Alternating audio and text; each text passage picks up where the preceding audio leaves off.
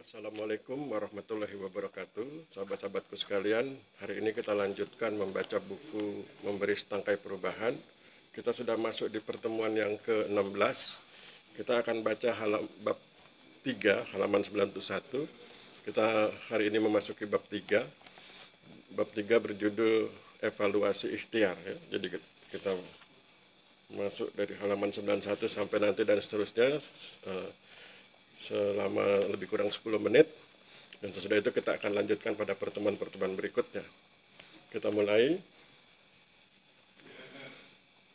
Setelah berhasil memahami arti penting distribusi kebajikan bagi sesama manusia sesuai kemampuan masing-masing, melalui pemahaman tentang kebajikan dan kemampuan membangun semangat, langkah penting berikutnya adalah tindakan evaluasi ikhtiar. Untuk itu, seorang manusia yang telah melakukan distribusi kebajikan perlu memahami tentang makna hasil yang merupakan produk dari ikhtiar. Agar ikhtiar memberi hasil optimal, maka yang bersangkutan terlebih dahulu perlu memiliki kemampuan melindungi diri sendiri, karena bagaimana mungkin ia akan mendistribusikan kebajikan kalau ia tidak mampu melindungi diri sendiri. Sebagaimana diketahui, melindungi diri sendiri merupakan sebuah konsepsi yang fitri atau fitrah atau sesuai fitrah manusia. Ketika Allah Subhanahu wa Ta'ala menciptakan manusia, maka ia membekalkan manusia kemampuan dasar untuk melindungi diri sendiri. Kemampuan ini harus terus-menerus ditingkatkan untuk mengimbangi masalah yang juga terus-menerus meningkat. Salah satu hal penting dalam melindungi diri sendiri adalah kemampuan pengendalian diri, sebab tidak jarang masalah terberat seorang manusia justru datang dari dirinya sendiri.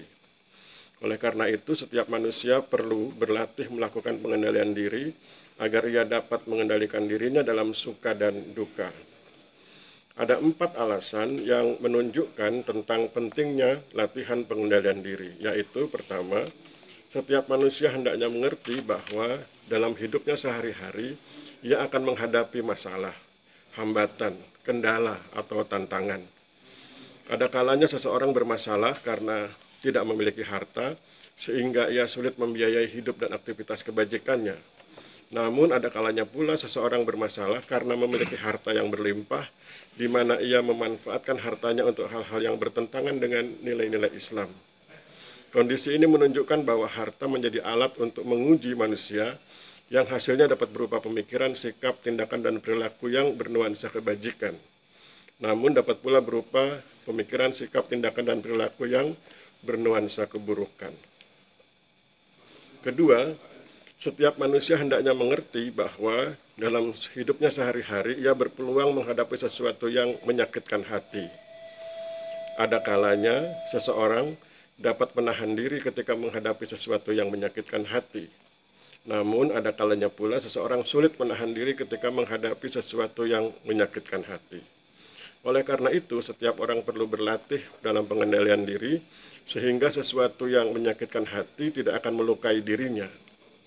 Kondisi ini menunjukkan bahwa sesuatu yang menyakitkan hati merupakan alat untuk menguji manusia, yang hasilnya dapat berupa pemikiran, sikap, tindakan, dan perilaku yang bernuansa kebajikan, namun dapat pula berupa pemikiran, sikap, tindakan, dan perilaku yang bernuansa keburukan.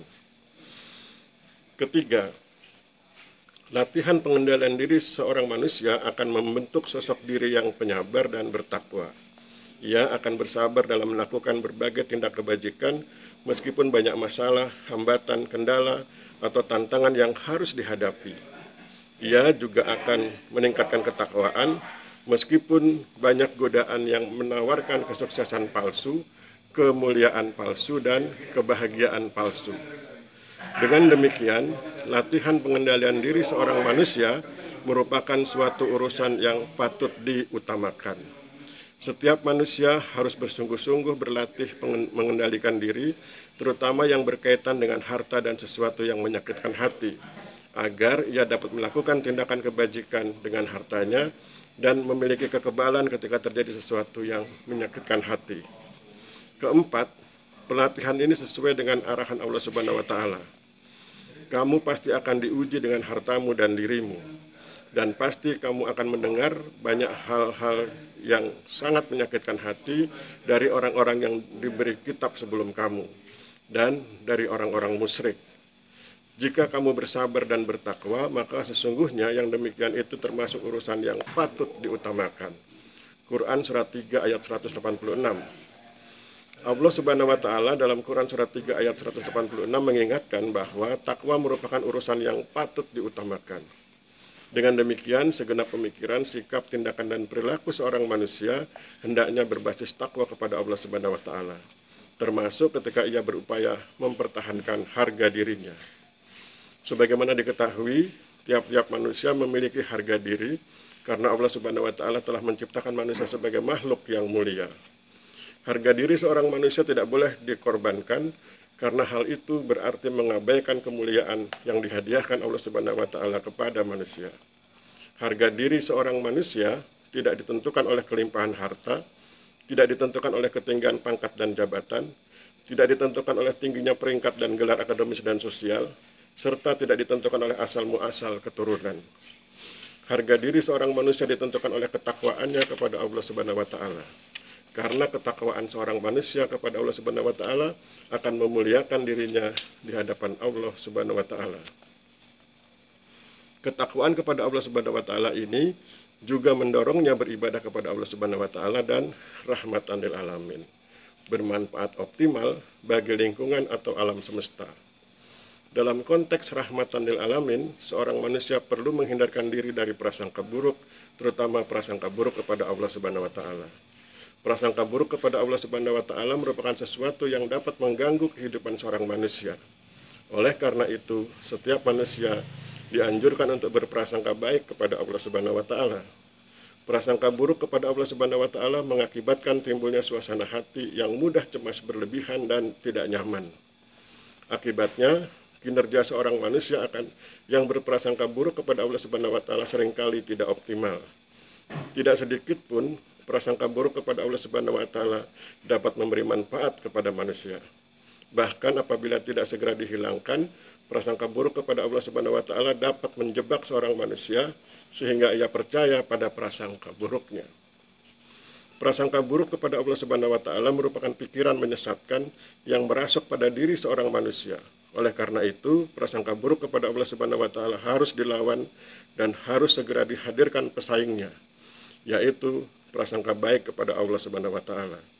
Untuk itu setiap manusia harus memeriksa pikirannya sejak dini atau sejak ia sadar tentang pentingnya memeriksa pikiran. Caranya dengan mengupayakan agar pemikiran mengarah pada dorongan peningkatan kualitas diri, terutama peningkatan takwa kepada Allah Subhanahu wa taala.